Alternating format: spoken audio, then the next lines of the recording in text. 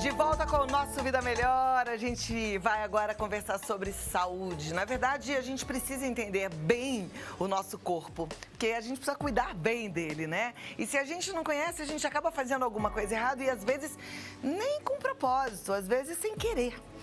Muitas vezes a gente sobrecarrega os rins sem saber. Muitas vezes a gente até convive com um problema que poderia ter sido prevenido. Hoje a gente vai falar sobre pedras nos rins, cálculo renal, sobre causas, sobre os desconfortos, sobre como é que a gente pode tratar, tá? E é um problema, gente, que atinge muitos brasileiros. 10% da população brasileira, segundo a Sociedade Brasileira de Urologia, tem problemas renais. Então, pra gente entender o porquê, as causas, sintomas, tratamento, eu recebo ele, que é urologista, membro titular da Sociedade Brasileira de Urologia, da Sociedade de Videocirurgia e também membro correspondente da American Urological Association, Dr. Flávio Izuka.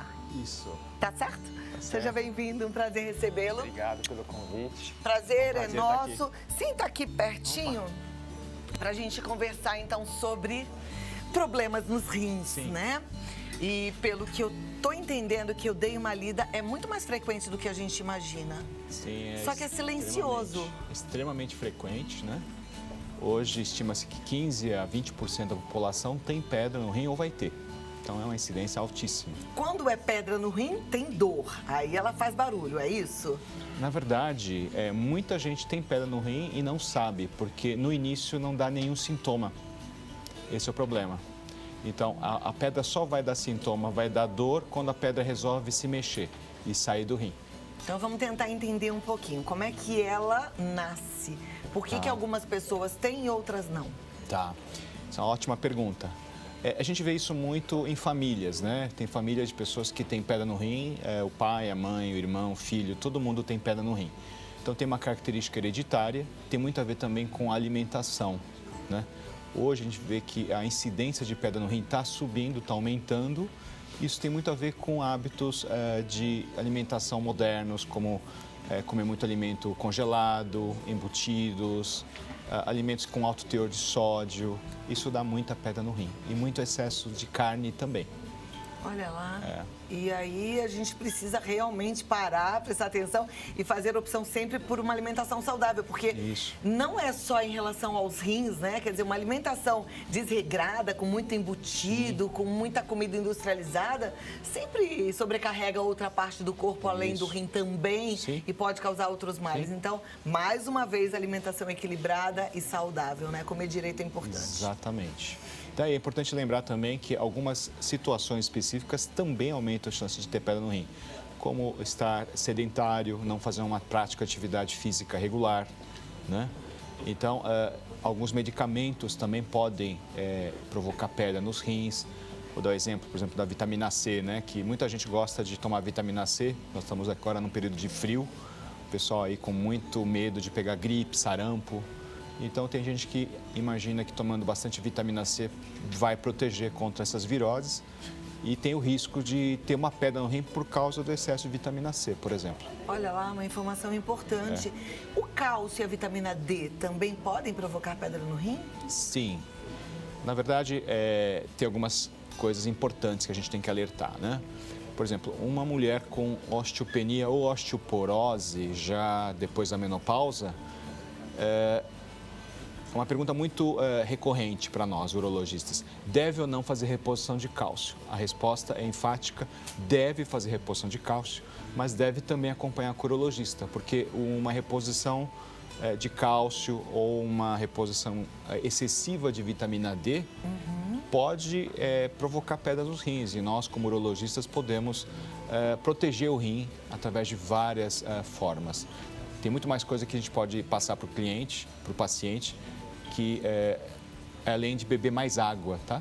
Isso, uma parte do público leigo não tem ideia disso. Então, a gente precisa aumentar mesmo a ingesta de água e tem algum tipo de exame que a gente deva fazer para ficar de olho? Sim, numa situação de check-up, a gente recomenda um simples ultrassom dos rins. Isso já ajuda bastante, né?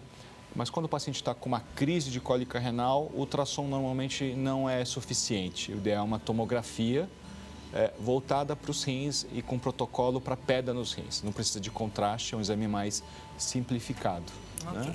Doutor Flávio, não é só pedra no rim, o problema que o rim pode dar, né? O rim pode ter outras doenças, outras coisas. E o que, além da pedra no rim, pode acontecer nos rins e com alguém que, de repente, não se cuida? Tá. Uma coisa muito importante de alertar é que pedra nos rins e infecção urinária são dois problemas que andam de mãos dadas, né? Então, geralmente, uma pessoa que tem pedra no rim tem mais infecção urinária e também existe o contrário, né? As pessoas que têm infecção urinária também têm uma predisposição maior a ter pedra nos rins. Existe, inclusive, uma bactéria específica que é capaz de produzir pedras nos rins e forma uma pedra especial chamada cálculo coraliforme. É uma pedra bem grande que pode ocupar o rim todo e é provocada por uma bactéria que dá infecção urinária, né? Uau. Então, infecção urinária é uma situação típica de doença que é acompanhada pelo urologista e muitos pacientes leigos também não sabem disso. E tem muita gente que acaba lidando com a infecção urinária, talvez até com um pouco de descaso, né? Achando Sim. que ela é simples, então vai ali, toma um antibiótico. Claro que há um desconforto muito grande, mas que não faz um acompanhamento sério. Quem tem, por exemplo, infecção urinária de repetição, e aí tem um risco maior para ter pedra no rim, precisa fazer que tipo de acompanhamento com o urologista? Precisa, por exemplo, não tratar às cegas. Isso é uma coisa que a gente vê direto, né? O paciente que tem sintoma de infecção urinária, ele se automedica, pede a receita e já começa a tratar a infecção sem nenhum critério, né? É muito importante fazer o exame de urina e urocultura, principalmente esse, que confirma que é uma infecção urinária, tá? Porque nem sempre o paciente que tem sintoma de infecção urinária tem, de fato, uma infecção urinária, tá? É importante fazer esse acompanhamento. Hoje existem vacinas por boca que você pode tomar que, digamos, reduzem a ocorrência da infecção urinária de repetição. Tem uma série de orientações que a gente pode fazer. Existem produtos naturais, como o cranberry, que você pode passar para o cliente, que reduz bastante também a ocorrência da infecção.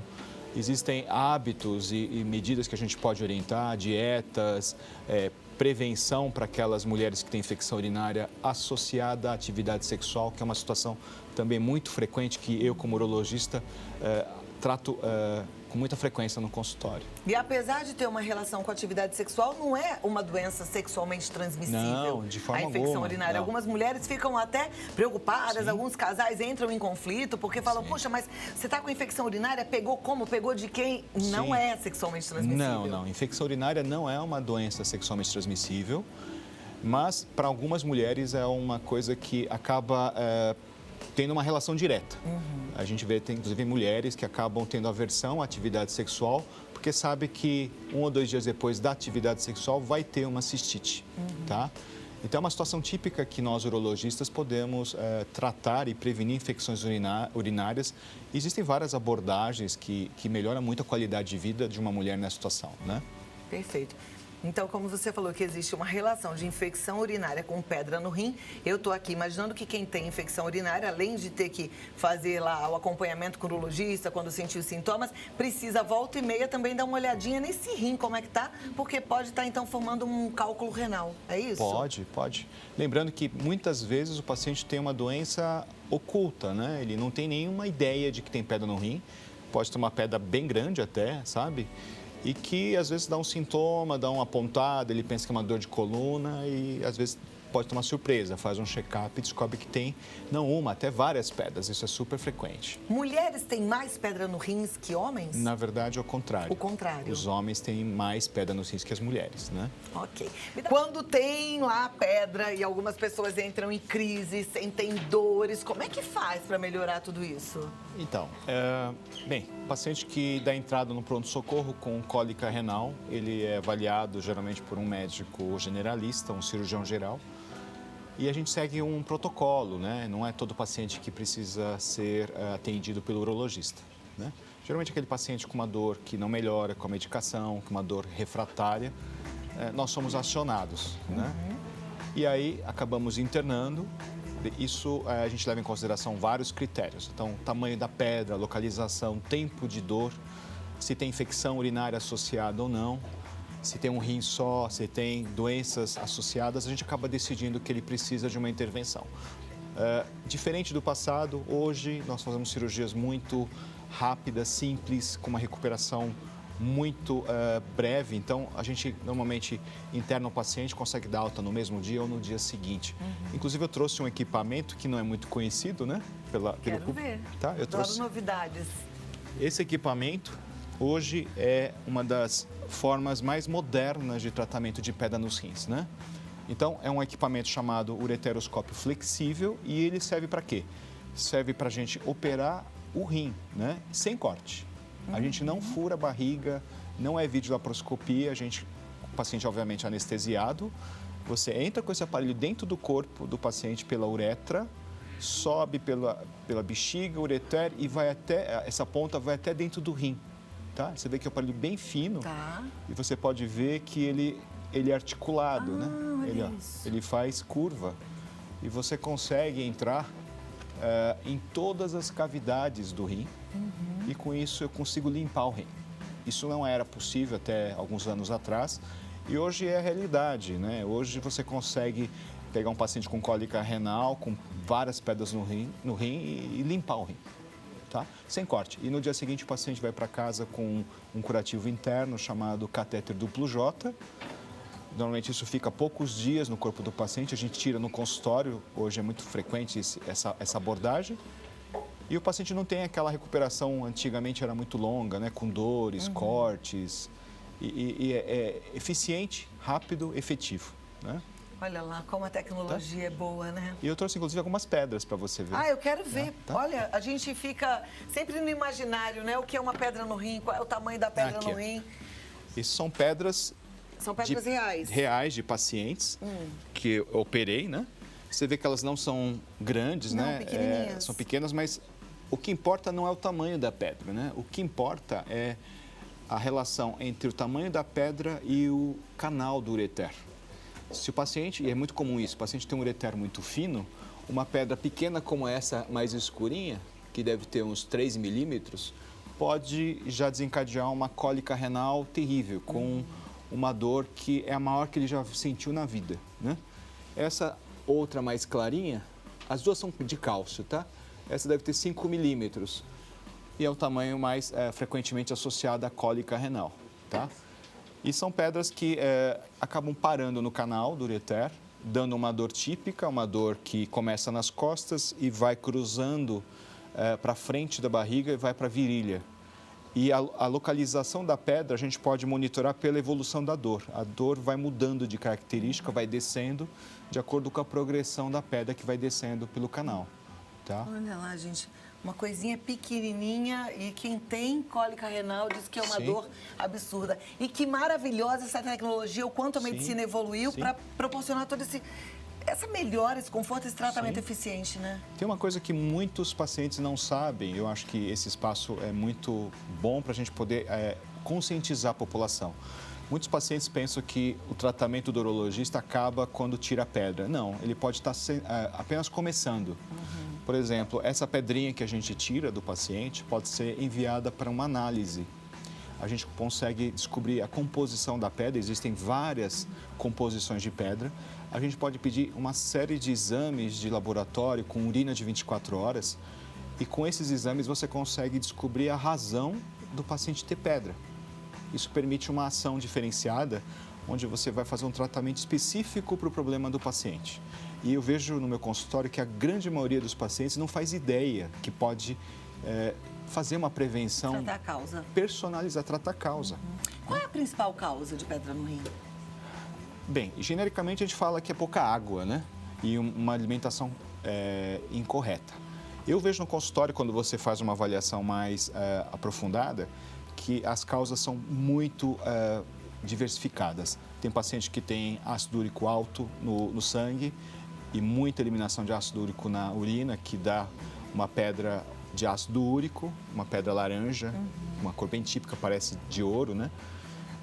Tem pacientes que têm deficiência de citrato na urina, Tem pacientes que têm doenças específicas associadas, doenças do trato intestinal associadas com doença do rim. E isso tudo dá para ver a hora que manda essa pedra para análise? E quando faz essa bateria de exames, são vários exames no sangue e na urina, para descobrir o que a gente chama de distúrbio metabólico de nefrolitíase. Então, é uma investigação apropriada, específica, que o urologista pode pedir e deveria pedir em todos os pacientes que têm uma cólica renal. Maravilha.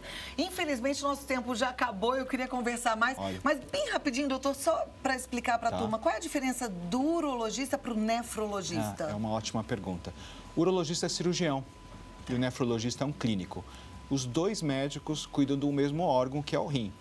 A diferença é que o cirurgião tem uma abordagem mais voltada para doenças tratadas com cirurgia, como pedra no rim, câncer. E o nefrologista normalmente cuida de doenças autoimunes, doenças que fazem o rim progressivamente parar de funcionar. E geralmente ele cuida de um paciente que está em preparação para transplante renal. Essa é a diferença. Ok. E aí ele volta, a gente conversa mais e as suas dúvidas serão respondidas. Ele está no site www.climedim.com.br, Dr. Flávio Izuka, www.climedim.com.br. Siga no Instagram também, que tem sempre muitas informações, Climedim Oficial. Okay. Até a próxima, então. Foi um Obrigado, prazer, viu, Cláudia. aprender contigo. Muito Tudo de bom, obrigada. obrigado. Passei o Instagram, lembrei até de falar uma coisa pra você. Presta atenção no que é que você anda seguindo no Instagram. Tem tanto Instagram útil, informativo, que vão nos ensinando a cuidar cada vez melhor da gente, né?